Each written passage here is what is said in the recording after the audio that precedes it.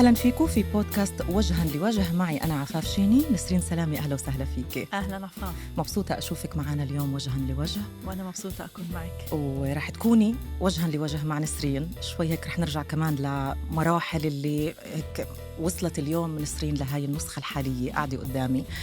نسرين للي ما بعرفش أنت مسؤولة المجتمع العربي في الدفاع العام، وعادة الناس بتميل إنها تعرف حالها حسب المسمى الوظيفي. دايماً بنقول المحامية، المربية، الصحفية. صح. في تعريف إضافي بتحبي تعرفي حالك فيه؟ أنا من الناصرة، أم لولدين أحمد وباسل، وزوجي العبد، ومسؤولة المجتمع العربي بالدفاع العام بالآخر. طيب نسرين، شوفي يعني حكينا عن النسخة النهائية أو الحالية من نسرين سلامي، بس لابد إنه المرحلة الأولى إذا بنرجع شوي للبدايات للطفولة في إشي هناك تأسس، أكيد متأثر من البيئة، من النشأة، من العيلة، من المدرسة. فإذا رجعنا شوي لهديك المرحلة، شو بتتذكري عن نسرين الطفلة؟ بكلمة واحدة: تناقض. تناقضات. احكي لي ليش. كنت يعني كطفلة هادية وهيك مطيعة لأهلي، وبعرف الحدود، شو مسموح شو ممنوع. بس من جهة تانية عندي رأي بكل إشي تقريباً، ومهم لإلي أقوله حتى لو ما انسألتش عنه. مهم. بفكر وه... هون التناقض إنه عم نقول طفلي هادي بس عندي رأي بكل شيء. هذا صح. أول تناقض عم بتحطيني قدامه. ويمكن هو كمل معي حتى لليوم، يعني في هذا الهدوء وفي كمان الصوت اللي مهم إنه يعني يكون مهم. واضح ويكون حاضر. نسرين، لما حكيتي عن حالك بطفولتك قلتي كنت اللي بتحل المشاكل، كنت حدا اللي صعب يشوف ظلم ويسكت عليه. مش إشي كتير خلينا نقول تقليدي أو مفهوم ضمنا لطفلي. شو اللي خلاك تكوني بهاي التركيبة من هديك المرحلة؟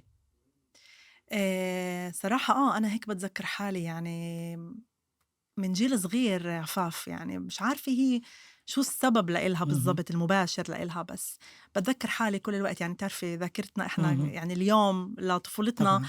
يمكن هي انتقائية كمان لمحلات صحيح. معينة، بس هاي واحدة من الأشياء اللي أنا بالنسبة لإلي يعني كتير كتير حاضرة بحياتي، وكملت معي كمان بالمراهقة. مهم.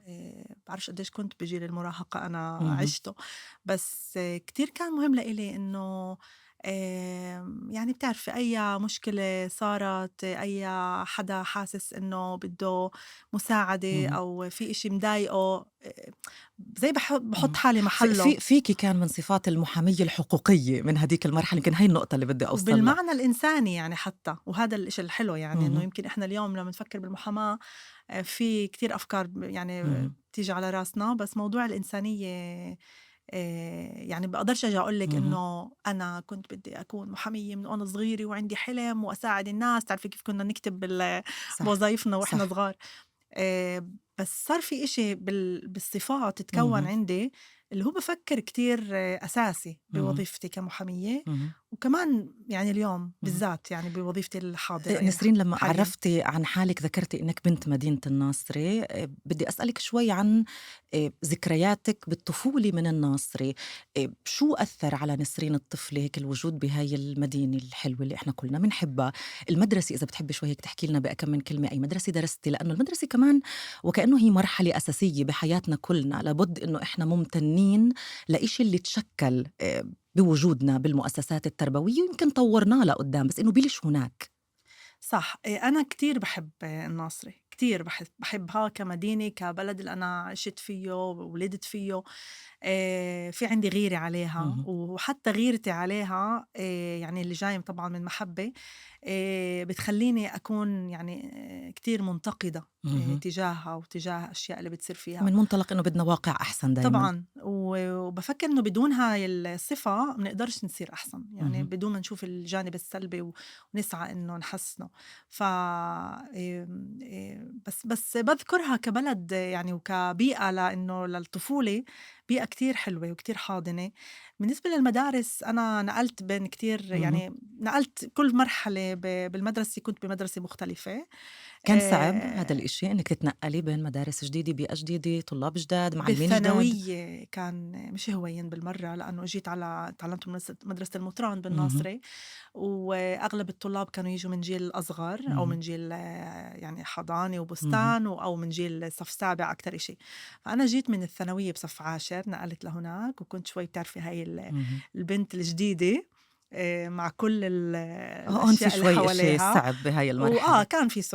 كان في صعوبة، ما كناش نسمّيه وقتها التسميات تاعة اليوم صحيح. يعني، بدناش يمكن نروح لمحل صعب شوي زي التنمر، بس إنه كان في صعوبات اهم، للتأقلم، ويعني يكون عندِك أصحاب جداد اهم. بهيك فترة، و فكان في هيك هي تعامل يعني خاص. مرحلة اللي فيها تحدّي أصلًا، فكان بالحري إذا حدا اتنقّل بين يعني مدرسة والتانية صحيح، مش سهل. ويعني جيت أنا بتعرفي عندي رصيد معيّن، إنه كتير كنت معي علامات عالية وكذا، فكان الإشي يعني هيك زي اهم، يشكِّل نوعًا ما رواسب معيّنة مع علاقات اهم، اللي كانت إلي، ولكن فخورة بنفسي بصراحة كيف مرقتها يعني إذا بتقولي لي أي فترة بالمدرسة كانت أحلى فترة، باقول لِك بالمُطران. بالثانوية. جدًا، يعني عن جد باحب هاي المدرسة وباحب فترتي فيها. وباحس إنه يعني التعامل تبعي مع الصعوبات اهم. عمل منّي حدا تاني، يعني حدا اللي أنا باحب أكونه اهم. هي أكتر هي من هاي قبل. الفكرة، إنه في مراحل اللي فيها قد ما نواجه صعوبات أو تحديات إذا بدِّك، بس هي بتأسّس لمرحلة مُقبلة صحيح. اللي إحنا بننتقل عليها، وكمان بيكون فيها صعوبات مختلفة، بس بتأسّس بتصقل إشي تثقل بالشخصية. إشي، ويعني اللي بيسألني بيقول لي مثلًا إنه كنتِ بتفضلي إنه بدونها، باقول لِك ولا كنت بامحى إشي عفاف، اهم، ولا إشي، اهم، يعني كل إشي عملته بحياتي. يمكن هي كليشيه هاي إنه اهم، نقولها، بس عن جد فعلًا أنا هيك باحس، كل إشي عملته بحياتي حتى بفترتها إذا شعرت مع إنه يعني كان في شعور إنه طَب ليش وليش هيك، ليش أنا بس باواجه هاي اهم، الصعوبة، أو ليش أنا مش ملاقي حدا أشاركه بهاي الصعوبة، أو مش ملاقي حدا، بس إنه مش حاسة برياحة إنه أشارك حدا. بس اليوم أنا يمكن بفضل هاي الأمور أنا اهم. يعني صقلت عندي صفات جديدة اللي ما كانتش عندي قبل. اهم. هيك بدي أقفز لاختيارِك طبعًا لمرحلة الجامعة واختيار مساق الحقوق، اهم. وبدي أربط الإشي يمكن بوين بلشنا نحكي على نسرين اللي عندها هاي الصفات اللي فيها بدها تدافع عن الناس أو تحل المشاكل. يعني على سبيل المثال أنا لقبي الأول علم نفس، وأتذكر بأول محاضرة بجامعة حيفا المحاضر قال لنا إنه أغلب اللي موجودين في هاي القاعة ما أجوش صُدفة أو من عبث على هذا اهم. المجال، وكأنه بتعرفي في رحلة للبحث عن الذات، هذا بما يتعلق بعلم النفس. بس لمّا نحكي على حقوق، في صبية عربية طالعة بمدينة الناصري من مدرسة المطران، اللي في إشي عم بشدها لمفهوم تطبيق العدالة بالبلاد، بدولة إسرائيل، المجتمع العربي، الدفاع عن المظلومين. خُديني شوي لهذا الاختيار، من وين أجا؟ كان أول فيه إشي تخبُّطات، كنتِ بدِّك إشي تاني؟ أجا من محل جدًا تقليدي خلّينا نقول، اهم، أوكي؟ اعتراف. مضبوط، كان عندي كل هاي الصفات اللي حكيناها قبل، بس ما كنتش بدّي يعني، أو ما كنتش مخططة إنه اهم، أكون هاي الإنسانة اللي أنا مش شايفة حالي هاي المحامية. اهم، بعدني بادوّر على الطريق، بعدني بادوّر شو بدّي أكون اهم، لمّا أكبر. بس كان في هاي الرسائل اللي بتكون مرات خفية ومرات مش خفية صح. بالمرّة بالبيت، إنه أنتِ شخصيتِك قوية لازم تتعلّمي حقوق. كان في هذا الصوت كنتِ تسمعيه من واضح، كان العيلة، من بمرحلة معيّنة كان المحيط؟ واضح، يعني كان قبل خفي شوي، خجول شوي، بس بعدين اهم، لأ أنتِ عن جد شايفينِك هيك. اهم، وكان نوعًا ما يعني بتعرفي هاي البنت، نرجع للبنت اهم، المطيعة، البنت اهم. المهم لإلها إنه أهلها يكونوا مبسوطين من اللي بتعمله راضين؟ وكذا وراضيين وفخورين. بلشت أفكّر بشكل جدّي بالموضوع.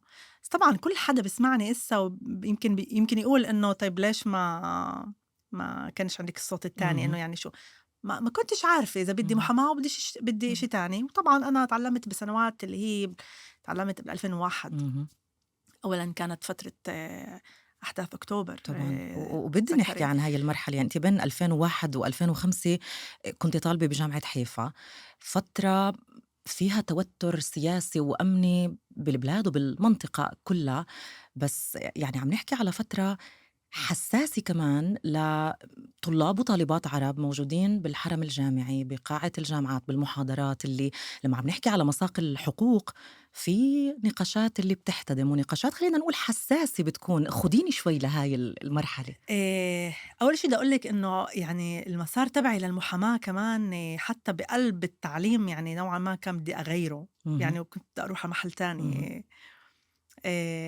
فبلشت أدوّر على محل تاني لإنه كان كتير مليان لأجل تحديات، هاي الأسباب. لأجل الأسباب اللي خاصة يعني بتعرفي يعني اليوم الشباب لمّا بيروحوا من جيل 18 دغري على الجامعة عندنا بالمجتمع مهم. العربي، كتير الإشي بيخلق تحديات. يعني طبعا. إحنا ناس اللي بنكون كتير عنا إنجازاتنا في المدرسة وفجأة بتيجي بتعرفي هيك مهم.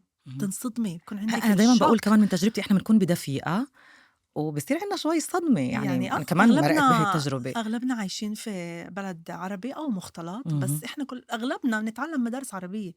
قديش عندِك أو عندي كان هذا يعني احتكاك مع المجتمع اليهودي؟ طبعا. قليل جدًا، يعني كنا شوي هيك نزورهن ببرامج معيّنة اللي مقتصرة على فترة قصيرة، ولكن مش عن جد عايشين مع المجتمع اليهودي صحيح. وبنحتك فيه، وكمان هن لأ. صحيح. فلمّا فُت على الجامعة حسّيت هذا الإشي، حسّيت صرنا بشكل أوتوماتيكي عفاف العرب يقعدوا لحال في القاعة. بتعرفي بالمحاماة القاعة مم. كبيرة، في حوالي 150 طالب بالقاعة، فطلاب العرب لحال، طلاب اليهود صاروا يقعدوا بشكل لحال. تلقائي بيكون في هذا بشكل الفصل. تلقائي يعني تفوتي تقعدي وين في عرب مجموعة تقعدي العرب. معهن. اهم. وهي الشغلة اللي لفتت نظري وقتها حتى. اهم. بس أنا يعني باتذكّرش إنه كان عندي هاي بتعرفي كنت أشعر إنه في إشي غلط إمم. بهذا الموضوع كلّه. أنا كنت رح أسألِك إنه كان مُريح بحينه، يعني كمان أنا مرّيت بهي التجربة، إنه أنا بشكل تلقائي مع اهم. مجموعة الطلاب والطالبات العرب. المجموعة صحيح، المشابهة صحيح. لإلِك، أهون، أقل تحديات، هيك أصلًا إحنا جايين مع كتير تحديات يعني. وبفترتها أقل صدام وأقل احتكاك. وكمان بالضبط، وأقول لِك يعني حتى بأول سنة ما كانش في بعدنا مش واصلين لدرجة إنه نتناقش سياسيًا. يعني أنا هيك إذا بدنا نفوت بالحالة هاي تاعة طالب جامعي عربي فايت أول سنة بالجامعة، أولًا أول سنة دايمًا كانت يعني هي أصعب السنوات طبعًا. باللقب. كمان اللغة العبرية مش مصقولة.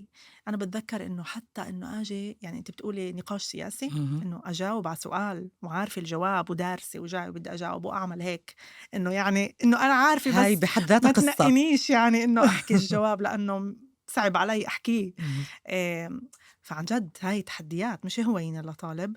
آمم، وأنا هيك شخصيتي إنه مش إشي صح على فكرة. اهم. يعني اليوم باقدر أقول لِك إنه مش 100% إشي صح، بس وقتها هيك كنت إذا بدنا اهم. نحكي هيك بشكل مفتوح.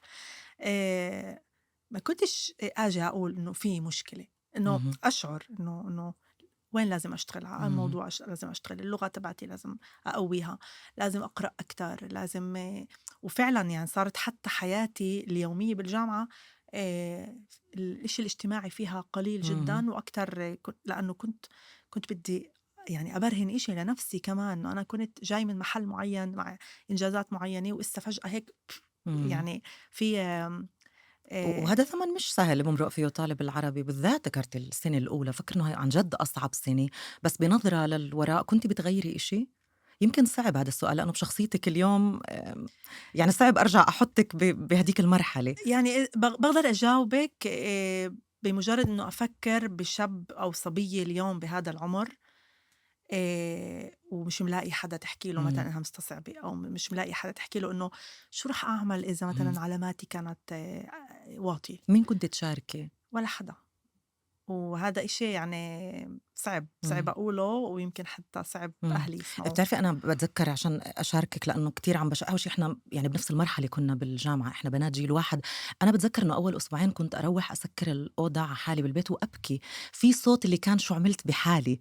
أيوه إنه بتعرفي صح. اللي اليوم نعرف نحُط مسميات إنه كتير بكير أنا اندمجت بالجامعة، وإذا بدنا نقارن مع طالب أو طالبة من المجتمع اليهودي بيوصلوا بجيل متقدّم أكتر مع صحيح. نضوج، مع وعي، مع المخاوف هاي اللي تلقائيًا بتكون أو الحواجز حتى اللي بتكون أوطى بكتير من الطالب والطالبة العرب. وكمان الطالب اليهودي عفاف بيجي على الجامعة اللي هي بتشبه مجتمعه. اهم. يعني هي عادةً موجودة ببلد يهودي، الجامعات بإسرائيل، الأغلبية يهود، المحاضرين أغلبهم يهود. إمم. يعني قديش الاختلاف اللي هو بيحسّه حتى من ناحية البيئة اللي حواليه الاجتماعية لا يختلف كتير. اهم، بس إحنا يعني وهاي على فكرة أنا باحبّش هاي موضوع إنه إحنا بتعرفي ممكن حدا يسمعني ويقول إحنا مش ضحية. اهم، إحنا مش ضحية بالمرّة، بالعكس إحنا مع كل الصعوبات طبعًا، وصلنا للمحل اللي وصلنا له وبنعرف الأشياء اللي اهم. بنعرفها وبنتعامل معها اليوم بالنضج وأنا يعني بشكل وذكاء. قاطع ضد إنه نحط حالنا بخانة الضحية، بس إنه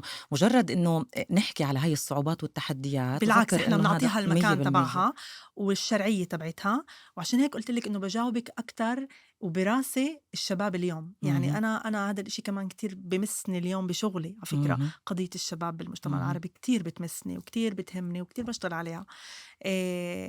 فبكل إشي باحكي فيه كمان باتذكّر هاي الفئة، اهم، لإنه هي شوي قسم منها ضايع، قسم منها ملاقي حاله بس هو منفرد اهم، بالنجاح الفردي تبعه. اهم، التكافل الاجتماعي هذا، وإنه نعرف إنه في صعوبات وأي صعوبات أنا حتى كإنسان اللي أنا بعتبر حالي ناجحة اليوم، أي صعوبات اهم، كانت عندي بروح على مدارس وبحكي فيها. قبل أسبوعين كنت في مدرسة بكفر مندا وحكيت عن هاي الصعوبات. اهم، أنا مش إنسان، يعني أنا مش شخص مهني اللي يجي يحكي على توجيه أكاديمي، ولكن حكيت قصتي. اهم، وبفكر إنه كل واحد فينا إذا بيحكي قصته وبشكل صريح هيك وبدون ما يخاف وبدون ما يستحي. ليش نستحي؟ بالعكس إحنا هاي الصعوبات كلّياتها وما كانش عندنا صحيح، حدا نشاركه.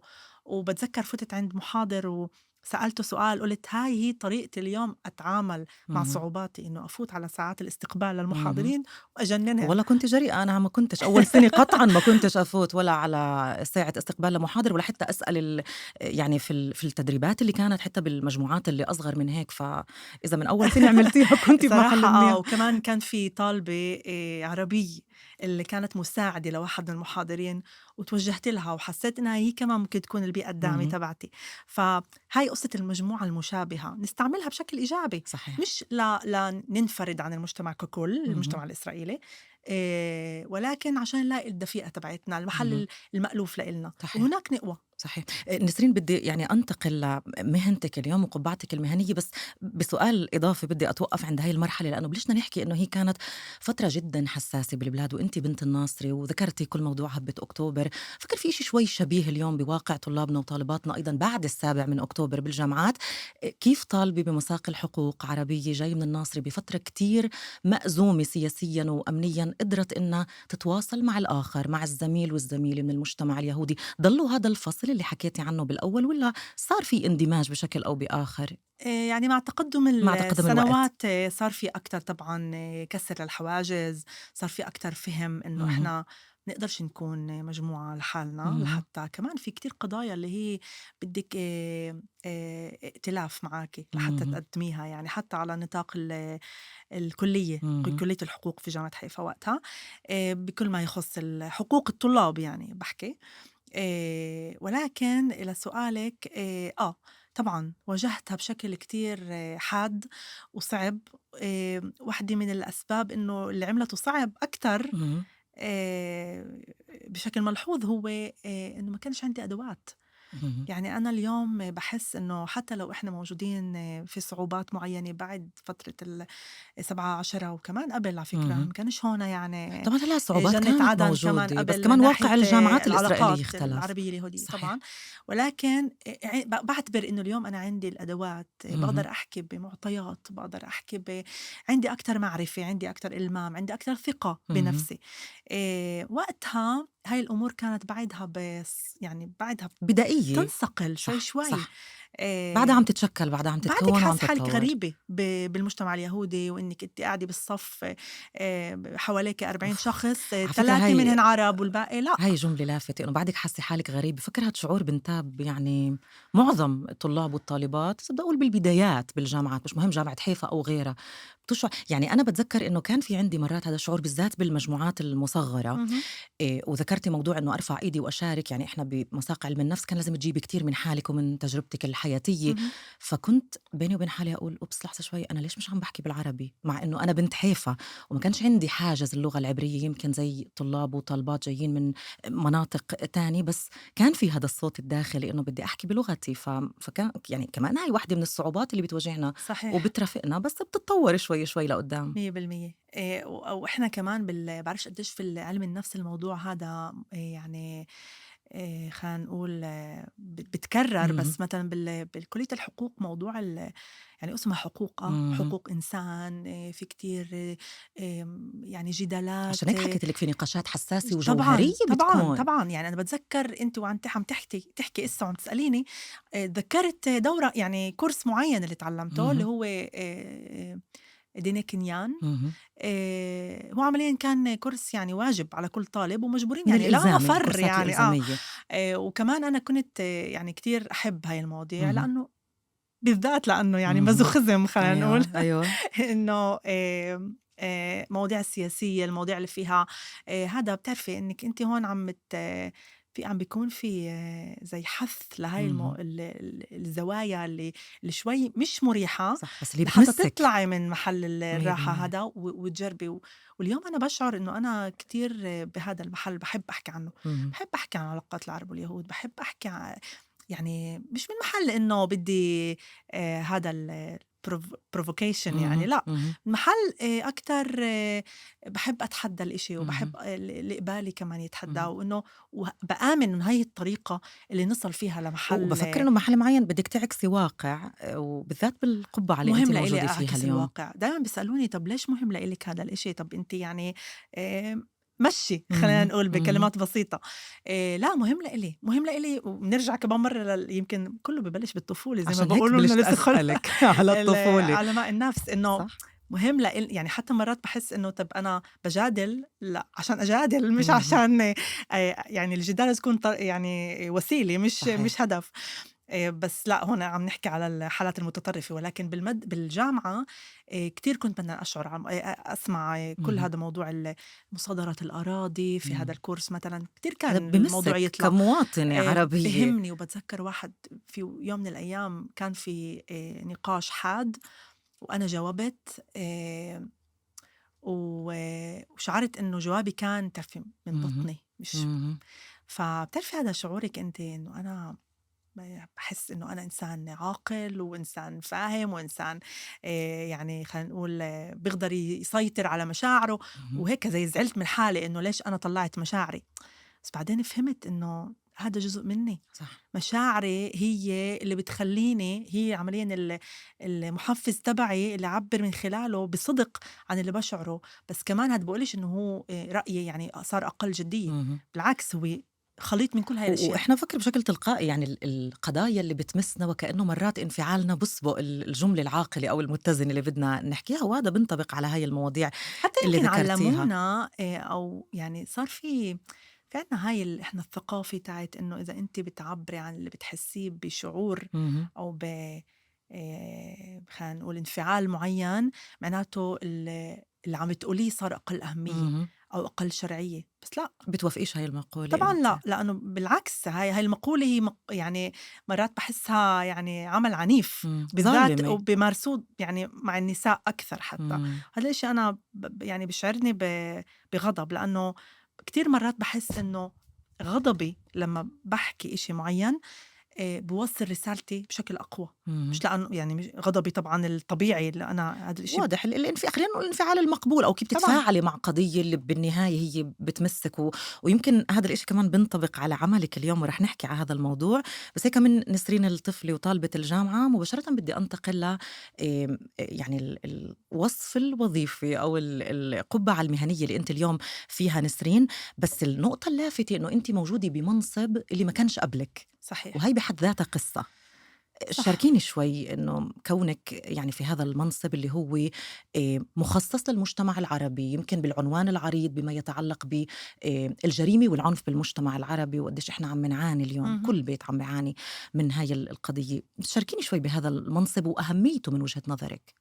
هذا المنصب عفاف هو عمليًا منبثق من قرارات الحكومة، بالأساس 549 قرار اهم، الحكومة اللي أجا يقول إنه لازم مكاتب الحكومية يكون في بيناتهن تعامل مشترك وشغل مشترك لحتى يكون في اهم، يعني حلول ناجعة لآفة العنف والجريمة في المجتمع العربي، اللي هي عمليًا وزارة القضاء، وزارة الرفاه الاجتماعي، ومكتب وزارة الحكومة ورئاسة الحكومة وكتير وزارات تانية.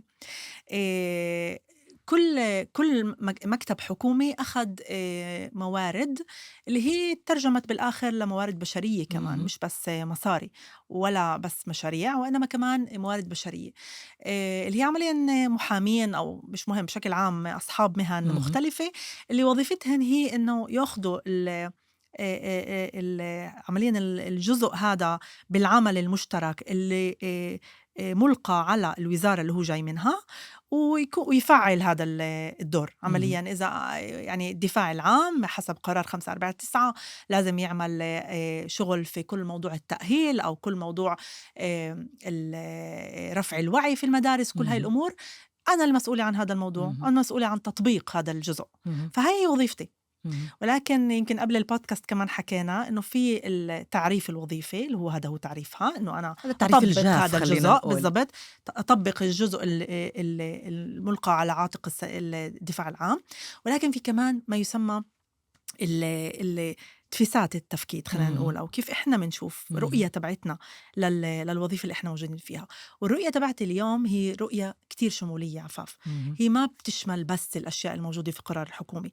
أنا بآمن إنه قبل ما أطبق الأمور هاي الموجودة في القرار الحكومي، قبل كل إشي لازم أكون موجودة حاضرة بكل منصة إلها علاقة أو بسمعني فيها المجتمع العربي بكافة فئاته. اهم.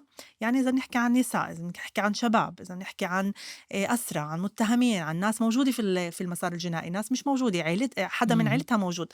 فبآمن إنه لما أنا بدي طالعة من المجتمع العربي وهالقد بعرف الاحتياجات تاعته، وبدي أقول لك هنا يعني زي نقطة هيك اهم. بس مهمة للتوضيح.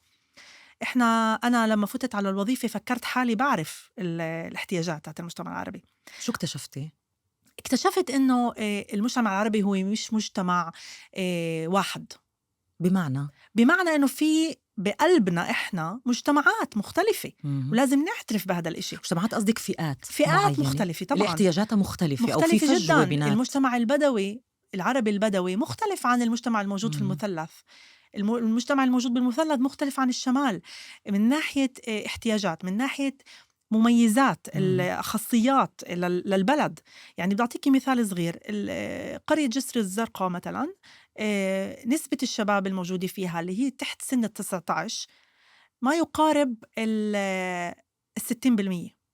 60% مم. من عم نحكي عن أهالي بلد جسر الزرقا اللي هن تحت جيل 19 سنة. صحيح. يعني إحنا عم نحكي عن بلد اللي أغلب السكان هن من الشباب. اهم. فهون بتبرز مثلا من ناحية الاحتياجات بتبرز أهمية إنه يكون في أطر اهم. لهاي الشباب، أطر بعد المدرسة، أطر بالمدرسة، أطر نفسية لاحتياجات نفسية، لاحتياجات يعني للتعليم، على كل المستويات. لتوجيه يعني حتى أكاديمي. على فكرة المعطى كتير لافت وأنتِ عم تحكي عنه، أنا عم بافكّر بيني وبين نفسي قديش يُنظر لجسر الزرقا من هاد المعطى أو من هذا الباب. آمم وبافكّر مش دايمًا هيك النظرة، وكأنه بنحكي عن الواقع بالبلدة قديش واقعها صعب على كل المستويات وبكل صحيح. الأبعاد، بس إنه يعني بافكّر إنه هذا باب ممكن يغيّر الواقع 100%. وإن كان بشكل تدريجي. وعشان هيك أنا أول إشي عملته أول ما فتت على وظيفتي، في عندي منتدى اهم. يعني مهني اللي أنا بديره في الدفاع العام، بقلب اهم. الدفاع العام اللي هو مكون من محامين من كل الألوية اهم. تاعتنا 6 ألوية، وكمان مكون من عاملين اجتماعيين من المجتمع العربي اللي هن بيشتغلوا معنا، بنحكي عنهن بعدين كمان، هن اهم. جزء من 549 كمورد كبير ومهم اهم. جدا.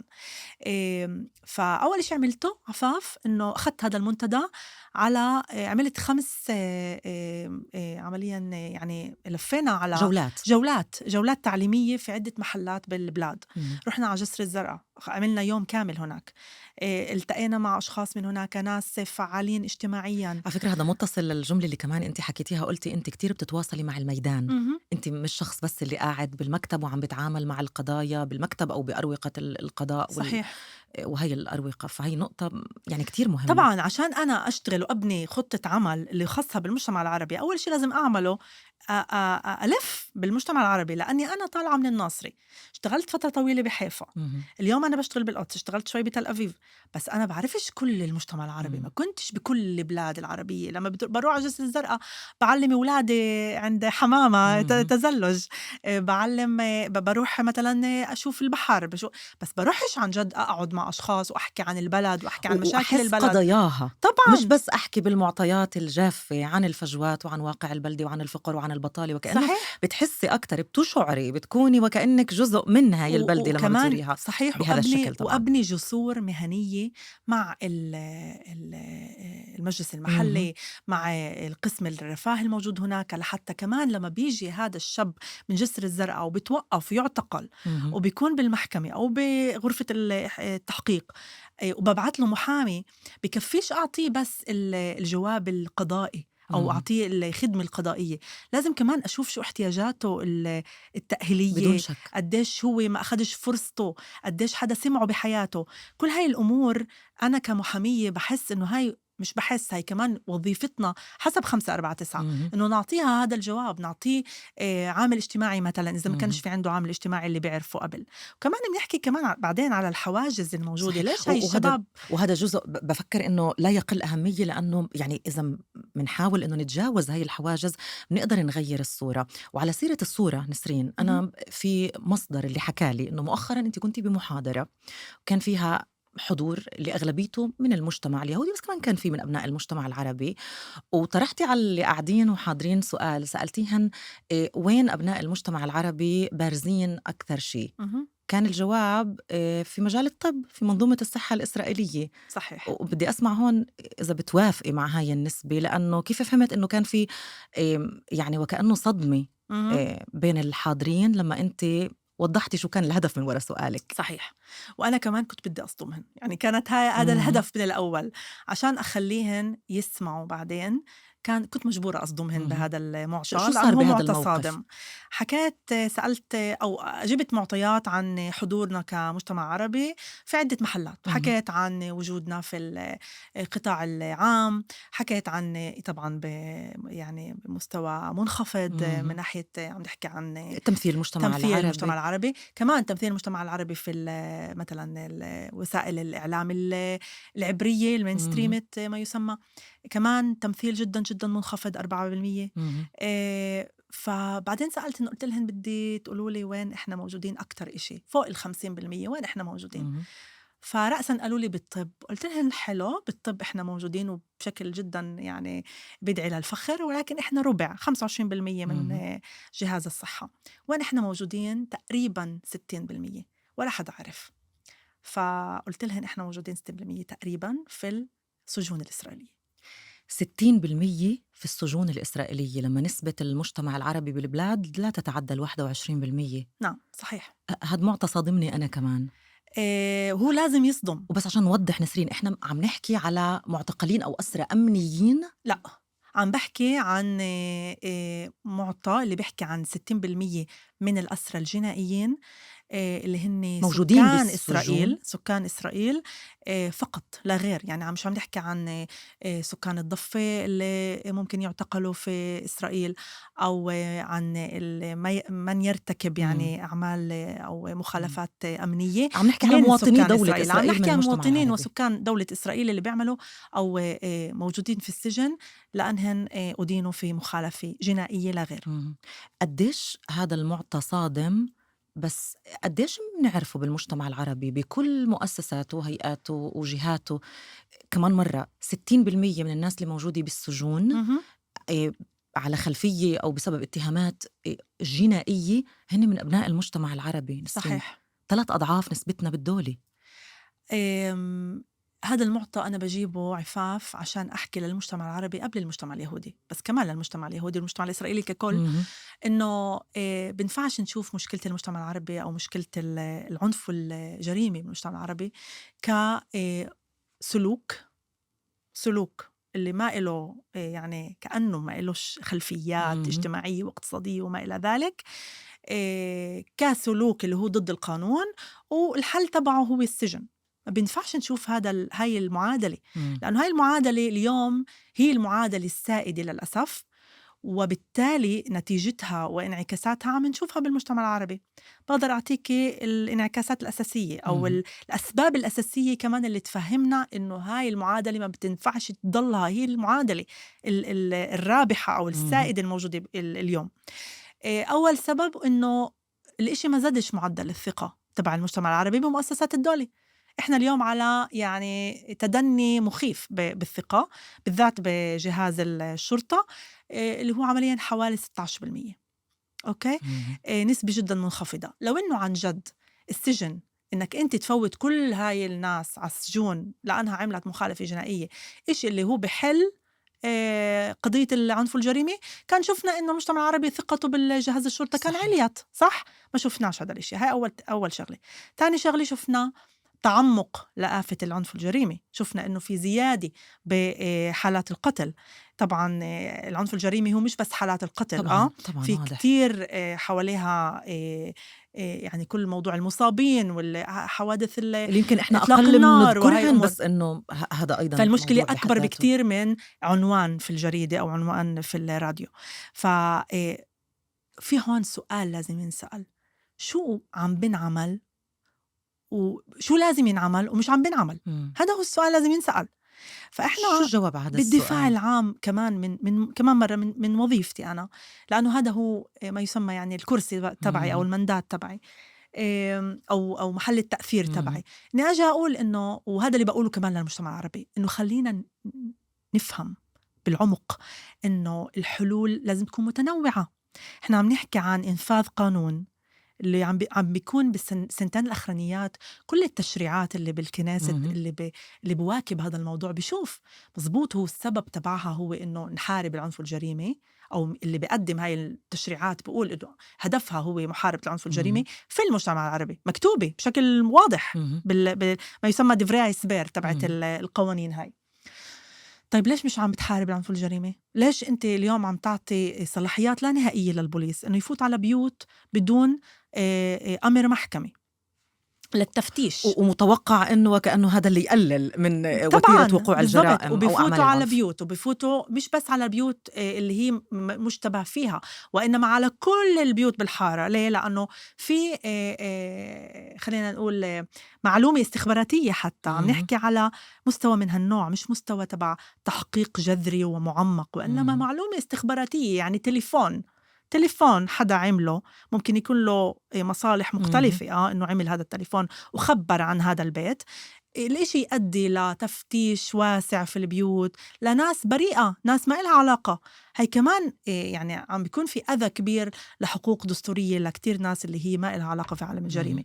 كمان كل موضوع الاعتقالات اللي هي عم تكون يعني مرات، يعني شفنا كمان فترة الحرب اعتقالات جماعية، يعني على كمان على بوست بالفيسبوك، وعلى شفنا تغيير جذري بسياسة إنفاذ القانون بموضوع المخالفات يعني ما يسمى التماهي مع منظمات إرهابية وهاي الأمور اللي هي عمليا يعني جزء منها على الأقل حد من حرية التعبير. وأشياء اللي انقالت بهاي الفترة كانت يعني انقالت قبل، بس ما قدم عليها لائحة اتهام. شفنا إنه تقدم لائحة اتهام، وقبل كمان لائحة اتهام، يعني اتركي لوائح الاتهام اللي هي عمليا كانت حوالي 140 160 180 حسب أي فترة بنحكي عنها. بس كمية الاعتقالات اللي كانت بلشت كاعتقال، والشخص هذا الشاب اللي كتب بوست واعتقل روح على البيت بدون لائحة اتهام بعد يومين 3 4 اللي هو كمان هذا لازم نحسبه، لازم نفهم أبعاده. اللي بدي أقوله إنه بأمريكا بسنوات 70، إذا من نقارن باللي كتير هنا كمان في بحبوا إنه نتقارن بأمريكا، فهذا نقارن كمان هذا النموذج، هذا نقارن شو لأمريكا بهذا الموضوع. فسنوات 70 كان في سياسة مشابهة جدا للموجود اليوم من ناحية إنفاذ القانون، ما يسمى عمليا إنه بدنا tough on crime. يعني إحنا بدنا نحارب الجريمة الموجودة في الأحياء الفقيرة للأقلية عمليا للأمريكان الأفارقة من أصل أفريقي، والمحاربة لازم تكون فقط عن طريق حد أدنى عمليا للعقوبة في السجن، يعني سجن، أوكي، يعني ما في رأي للحاكم كتير، يعني بمجرد إنه هذا الشخص الأسود ارتكب جريمة لازم يفوت على السجن. شفنا كمان قوانين اللي طلعت اللي كمان قالت إنه لازم يكون في تعامل يعني قاسي جدا مع أي حدا من السود اللي بيعمل مخالفة جنائية. بالآخر شفنا إنه صار في نوعا ما إنه السود كانوا بالسجون بمستويات جدا جدا عالية، والإشي ما حل المشكلة، ما حلهاش. بعدين شفنا بسنوات التسعين، بآخر سنوات التسعين تغيرت المنظومة، صار في smart on crime، يعني خلينا ما يسمى عمليا إنه نتعامل مع الجريمة ونلاقي حلول اللي هي ذكية بأي معنى، إنها تكون متشعبة. يعني بنفعش نتعامل مع الجريمة يعني نحارب الجريمة بس عن طريق إنفاذ قانون بشكل يعني غير متسامح. لأنه لما أنت بتجيبي، فكري معي عفاف بشاب عمره 19 سنة من المجتمع العربي اللي وجهت له يعني تهمة معينة، أوكي، خلينا نقول ممتلكات أو فهذا الشاب بدل ما إحنا نطلع عليه كشاب اللي خلص هاي حياته بده يفوت على السجن إسا لأنه ارتكب مخالفة جنائية، بنفوته على السجن. شو هو السجن؟ السجن هو لينكد إن لكل موضوع العنف والجريمة. يعني أنت بتفوتي شخص اللي بيعرف ناس من البلد تبعته، فوتيه على السجن، صار يعرف ناس من عالم الجريمة من كل البلاد. فأنت عمليا عمقتي خلينا نقول الأطباع أو الأنماط الإجرامية الموجودة فيه. كتير مثيرة هاي القراءة أو هذا يعني التحليل اللي عم تحكيه. طب نسرين، إذا إحنا بنعرف إنه في نماذج تاني حوالي العالم، جبتي على سبيل المثال نموذج الأمريكي اللي صار في استخلاص عبر تاني وتطبيق مختلف، شو بنقصنا هون في البلاد؟ هل هي فقط الرغبة السياسية، قرارات قضائية حكومية؟ شو بنقصنا لنغير شوي من التعامل؟ لأنه يعني بدي أرجع وهقول أنا يومياً بتعامل كمان بإطار شغلي مع هاي التقارير، بس صدمتيني بمعطيين. عم نحكي على 60% من الموجودين داخل السجون بسبب مخالفات جنائية هن من أبناء المجتمع العربي. عم نحكي على نسبة 16% فقط اللي قالوا عندي ثقة بشكل أو بآخر بجهاز الشرطة. صورة كتير لازم تقلق كل حدا، مش بس اللي قاعد يعني مناصب اللي فيها اتخاذ قرارات، كل حدا حتى اللي قاعد ببيته. طبعاً شو غير لازم نعمل؟ شو لازم نغير؟ بس قبل ليش لازم يقلق؟ لأنه هدول الأشخاص بيرجعوا لوين؟ بيرجعوا للمجتمع العربي قبل كل إشي. بيرجعوا للبلد تبعتهن، هذا المحل اللي بيعرفوه، هذا المحل اللي طلعوا منه. فإذا إحنا رجعنا هذا الشخص مع أنماط إجرامية أعمق، إحنا عملين أذينا المجتمع العربي قبل ما نأذي أي مجتمع تاني بالمجتمع الإسرائيلي. هاي الشغلة لازم نتذكرها. وعشان هيك لسؤالك عفاف، في لهذا السؤال عدة يعني مسارات، لأنه هاي مشكلة عميقة جدا ما إلها يعني حلول. يا ريت يكون لها حلول سحرية، ما إلهاش حلول سحرية. وعشان هيك يمكن هاي واحدة من الأسباب إنه يمكن إذا بتسألي إسا مواطن بالشارع عربي بتقولي له هل أنت حاسس إنه المكاتب الحكومية عم تعمل إشي، يمكن يقولك لا. ليه؟ لأنه عبين ما يوصل لهذا التأثير بده ياخده كتير وقت، لأنه هاي المشكلة بلش الحل الجذري تبعها من سنة 22 من خلال القرار الحكومي. طبعا كان في قبل قرارات، ولكن إحنا بنحكي عن قرار الحكومي الحالي. ففي الحل تبع إنه إن يكون في أكتر استثمار بكل موضوع التأهيل. يعني إذا حدا اليوم بيسألني وسألوني قبل كم يوم بواحد من المؤتمرات إنه شو بكرة الصبح بتعملي لو بعطوكي كل الموارد وكل الموارد البشرية والمصاري وكل إشي. على فكرة مش ناقص مصاري اليوم كمان من ناحية قرار الحكومي، مش ناقص مصاري، ولكن تفعيل هاي المصاري لا يعني خطط عمل ولا مشاريع، هو هذا الشغل. هون العائق لعدة أسباب يمكن ما فيش وقت نفوت فيها. بس شو كنتي بتغير؟ يعني هذا السؤال بدي عليه جواب. كنت مثلا بقيم إطارين تأهيليين لشباب اللي هن ليش اليوم شو الوضع بما يتعلق بالأطر التأهيلية؟ أول شيء كتير في نقص حاد، يعني في مشكلتين أساسيات اهم. بالمجتمع العربي بكل ما يخص التأهيل، وهي واحدة من الأسباب اللي بنشوف إنه الشاب عربي مع شاب يهودي إذا بنقارنهن بالمحكمة وعند التنين في نفس المخالفة الجنائية ونفس اهم. الظروف، الشاب اليهودي الاحتمال إنه هو يطلع لمسار تأهيلي أكبر بكتير من الشاب العربي. اهم. السبب هو نقص أولاً في الأطر التأهيلية. مثلاً اليوم بالمجتمع البدوي تقريباً ما فيش يعني أطر اهم. تأهيلية. الشاب البدوي اللي بده يطلع على تأهيل أغلب الظن إنه يطلع على منطقة الشمال، عشان إحنا نضمن إنه مسار التأهيل يكون ناجع ويكون له انعكاسات إيجابية على هذا الشخص وعلى عيلته. اهم. عيلته لازم تكون قريبة منه طبعًا. خلال مسار التأهيل. فإنه إذا إحنا بدنا نبعته على الشمال، العيلة تاعته مش رح تكون قريبة منه، مش رح يكون له دفيقة، مش رح يكون له اهم. بيئة حاضنة. وفي كمان مستوى تبع المعالجين أو الأشخاص اللي موجودين بالضبط. اللي مهم يكونوا من المجتمع العربي أعتقد نسرين. بالمؤسسات الموجودة اليوم هذا الإشي كتير ناقص. يعني عم نحكي عن أطر تأهيلية مهمة وقليلة، يعني اهم. هي اللي بالآخر بتكون الإطار اللي ما نبعته عليه هذا الشاب بيعرفش عبراني، وبهذا الإطار ما بيكونش فيه بأغلب الحالات ما فيش يعني مهنيين اللي اهم. بيحكوا العربي. معناها مسار التأهيل حسب رأيي يعني بيمشيش بالطريقة السليمة أو ما بعطيني بالآخر الأهداف المرجوة اللي بدنا صحيح، نحققها. صحيح. عشان هيك إحنا بنيجي بنقول إنه لازم يكون في هدف واضح اهم. نقيم هدول نبلش بإطارين، اهم. واحد للمجتمع البدوي، واحد بالقدس، أو واحد بمنطقة المثلث. اهم. للرجال العنيفين مثلا أو المدانين بهاي أو معتقلين على هاي المخالفة الجنائية، عنف ضد النساء مثلا. ما في اليوم مركز تأهيلي اهم. للعرب. إحنا بنحكي نعم. في مركز واحد موجود اسمه بيت نعم، اللي هو عمليا ما فيه قديش مركز واحد يقدر مهنيين عرب. يستوعب لمّا عم نحكي على هاي النسب؟ صحيح. وكمان بدي أحكي لك شغلة إضافية على هذا الموضوع. حتى اللي بيوصل على السجن اهم. وبده يتأهل، اليوم ما فيش تقريبا مهنيين في يعني في في المصلحة. في مصلحة السجون. اهم. ما في مهنيين عرب من ناحية إحنا بنحكي عمال فيش فتاة اجتماعيين. والّا إنه العدد جدًا قليل؟ تقريبا مش موجودين. يعني إذا بدي أحكي لك عن سجن أوفك اللي اهم. هو سجن مخصص للقاصرين، اهم. ما فيش هناك عامل اجتماعي عربي. وبالذات لمّا عم نحكي على قاصرين. قاصرين يعني أنت بتطلبوا عمليا مصلحة السجون بشكل غير مباشر، بتتوقع من الأسير العربي أو من الشاب العربي اهم. هذا إنه يعرف عبراني.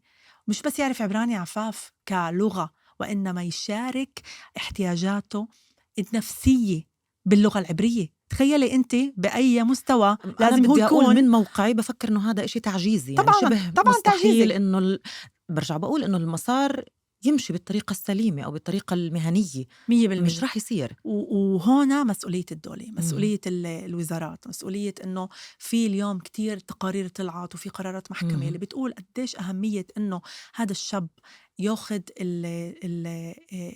الأجوبة المهنية أو المساعدة المهنية قبل ما يوصل على اهم. المسار الجنائي. في عاملة اجتماعية حكت لي هاي الجملة وكتير بحبها. قالت لي الشاب العربي عنا في مفترقين طرق اهم. ممكن نساعده فيهن. ممكن يعني المعرفة تشوفه، إمم. الجهاز يشوفه ويعطيه المساعدة. أول مفترق هو بالمدرسة إمم. مع المستشارة، طبعا مع كل المهنيين الموجودين بالمدرسة. إذا هناك ما قدرناش نعطيه أو لأنه ما شفناهوش أو لأنه ما حسيناش أنه عنده مشكلة، إحنا بنلاقيه بالمسار الجنائي للأسف. اهم. استتخيلي إنه بالمسار الجنائي كمان ما أعطيناهوش التأهيل، شو رح يصير؟ أول مخالفة مرقت ما أعطيناهوش التأهيل لأنه في إنفاذ القانون ولازم يفوت على السجن ولازم إمم. كل هاي التف اون كرايم. وكأنها وين متاهة. رح نلاقيه؟ بالملف الجاي. اهم. ورح يضلوا على الآن بهاي المتاهة طبعا مع الأسف، يعني بديش هاي رح تكون أجزم، البداية، بس خلينا إنه نقول. على الأقل هيك الأمور مبينة. نسرين هيك بسؤال أخير بالسنتين الأخيرتين بشكل مهم. خاص، يعني كمان كتير حكينا معاكم بالدفاع العام وتقارير وانتهاكات لحقوق معتقلين، واهتميتوا بتفاصيل يمكن مش كتير كانت، خليني أقول، حاضرة بهذا الشكل بهي الأعداد بهي النسب بهي الوتيرة، هذا إلى جانب كل المسؤوليات الملقاة على عاتقكم. قديش إحنا هيك بنظرة مستقبلية بس للمستقبل القريب رايحين على اتجاه مختلف إيجابي أكثر باعتقادك؟ يعني إذا في تقرير اللي رح يطلع لعام 2025 أو 26 هل رح نشوف انخفاض بمجمل النسب اللي حكينا عنها في هذا اللقاء؟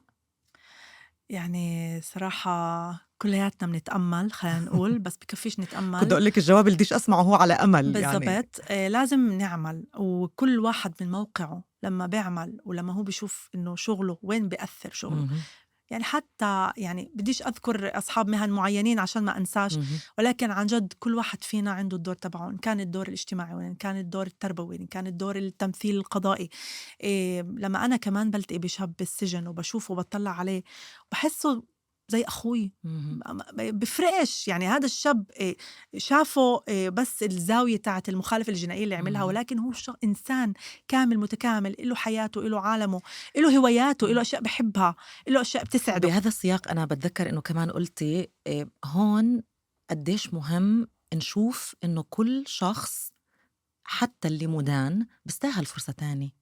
بيستاهل فرصة تانية ومهم نعطيه الفرصة التانية. أنا بحكيش إنه نأهل الكل أو نأهل كل حدا عمل مخالفة جنائية حتى لو هو بدوش. اهم، في أشخاص اللي عملوا المخالفة عدة مرات ويمكن الجواب لهاي الحالة هو السجن. الحل هناك هو السجن، اهم، لا مفر منه.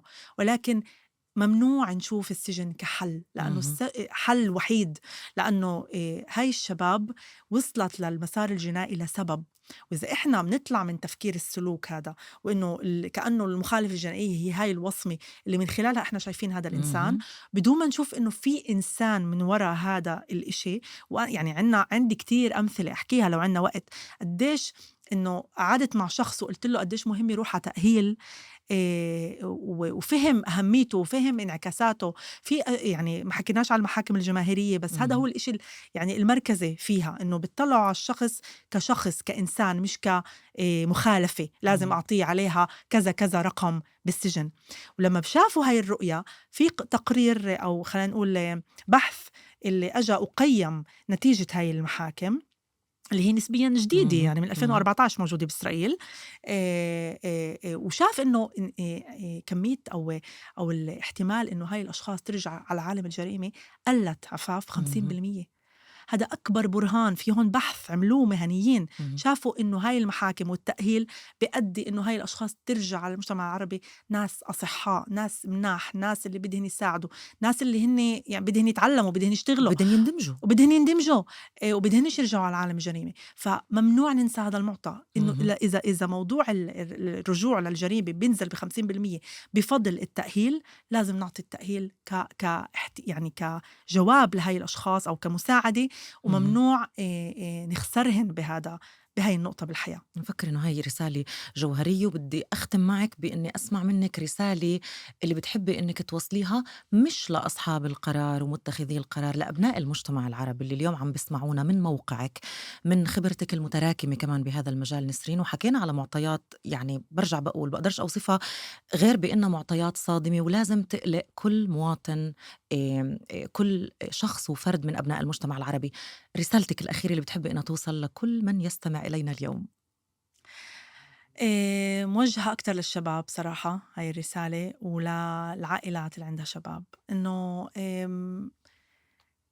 في اليوم مزبوط عنا كتير صعوبات وعنا كتير تحديات بالمجتمع العربي وفي البلدات العربية من ناحية كمان الخدمات اهم، الاجتماعية الموجودة، ولكن في موارد موجودة واستعمالها أو التوجه إلها بدون ما نستحي، بدون ما نخاف، ناخد المساعدة اللي لازم ناخدها، ونبكر قد ما بنقدر نبكر إنه نعطي هاي المساعدة، لأنه بالآخر فيش فراغ. هاي المشاكل بدها توصل لمحل، اهم، ولمّا بدها توصل لمحل اللي هو المسار الجنائي، في طريق من تنتين، أو إنه السجن وبالتالي إحنا ممكن نخسر هذا الشخص اللي ممكن ننقذه، وفي الاحتمال التاني إنه ننقذه. اهم، كمان هناك يعني مهمة جدًا الدفيئة بتاعة اهم، العيلة، نآمن إنه أوكي إحنا موجودين إسا صرنا بالمسار الجنائي، هذا واقعنا إسا، بدنا نساعده قد ما بنقدر. كتير شفت حالات إنه بفضل العيلة، بفضل هذا الحضن والعناق العائلي، فهمنا إنه يعني هذا الشاب قدر يطلع من عالم الجريمة. وفي كتير أمثلة كتير بتبسط وبتحسسني أنا بشكل شخصي إنه عم بعمل إشي مهم. وعم تعملي إشي كتير مهم نسرين. هيك بهاي المناسبة بدي أقول لك يعطيكم العافية. وكمان بمداخلة أخيرة مني حكيتي إشي اللي كتير بيشبه حتى بالسياق الطبي، يعني لما بيحكوا عن التشخيص المبكر والتدخل المبكر. صحيح. وبفكر هون اليوم لما عم نحكي على العنف والجريمة بالمجتمع العربي كمان هذا ينطبق. شكرا لحضورك نسرين. شكرا كتير عفاف، شكرا على الاستضافة، وعلى أمل إنه بلقائنا القادم فعليا هيك يكون في واقع مختلف ومعطيات مختلفة. نسرين سلامة، شكرا جزيلا. شكرا.